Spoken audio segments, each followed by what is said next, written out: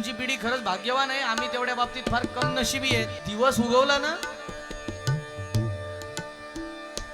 की वासुदेव यायचा.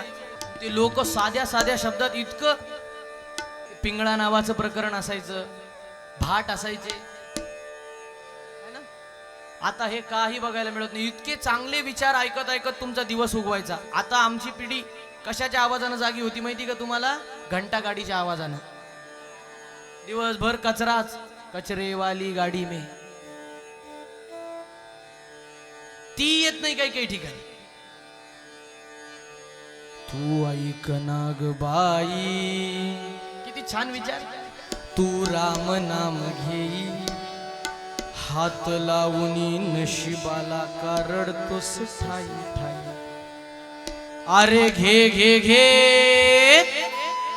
हरी नाम घे, माया सारी सोडून दे. हात लावूनी नशिबाला का रडतोस ठाई. ते आपल्या हातात अशी झांज बांधलेली असायची ना, असे सांगायचे, तू म्हणशील घरदार, ते इथंच राहील सार. तुझं घर कुठे सांगू? अरे तू मेल्यावर तुझं गावाबाहेर घर. 4 पत्र टाकून ठेवलेले तिथं.